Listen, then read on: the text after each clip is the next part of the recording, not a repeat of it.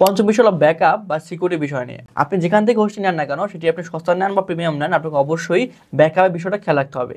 এবং ওই কোম্পানির যে ব্যাকআপের সুবিধা রয়েছে, তাদের সার্ভার যে ব্যাকআপ রয়েছে, সেখান থেকে তাদের কাছে কথা বলে এই ব্যাকআপের জন্য এক্সট্রা ফ্যাসিলিটি তাদের সাথে ডিল করে নেবেন যে ভাই আমার ব্যাকআপ প্রয়োজন, যদি কোনো ধরনের আমার সার্ভারে কোনো সমস্যা হয়ে থাকে, ক্র্যাশ হতে পারে, হ্যাকিং হতে পারে বা কোনো ভাইরাস ঢুকতে পারে, সেক্ষেত্রে আমি ব্যাকআপ পাবো কিনা, ব্যাকআপ আমাকে আপনারা দিবেন কিনা, এক্সট্রা চার্জ তারা নিবে কিনা, এই সমস্ত বিষয় অবশ্যই তাদের কাছে চেয়ে নেবেন। এবং সেই সাথে আপনাকে সিকিউরিটির জন্য, পাসওয়ার্ড সিকিউরিটির জন্য আপনাকে এসএসএল যেটা রয়েছে, এসএসএলটা আপনাকে ফ্রি দিবে কিনা, নাকি সেটা পেইড নেবে, ফুল সিকিউর সিস্টেমটা। সেই সাথে অনেক সময় হ্যাকার অনেক ধরনের ডিডোস অ্যাটাক করে, তো ডিডোস অ্যাটাকে আপনার তাদের প্রোটেকশন রয়েছে কিনা, তো এই সমস্ত বিষয় তাদের কাছে অবশ্যই জেনে নেবেন।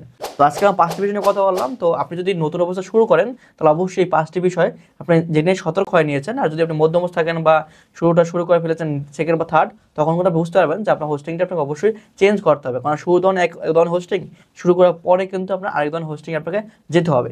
এবং যদি আপনি চান এই সকল বিষয়ে আমাদের কাছ থেকে পরামর্শ নেবেন, তাহলে কিন্তু আমাদের ইনবক্স করতে পারেন, আমাদের হোয়াটসঅ্যাপে আপনি যোগাযোগ করতে পারেন, এবং আমাদের কিন্তু এখানে কমেন্ট করে আপনি প্রশ্ন করতে পারেন যে আপনি আসলে কোন বিষয় সম্পর্কে জানতে চান। তো ধন্যবাদ সকলকে, আসসালামু আলাইকুম।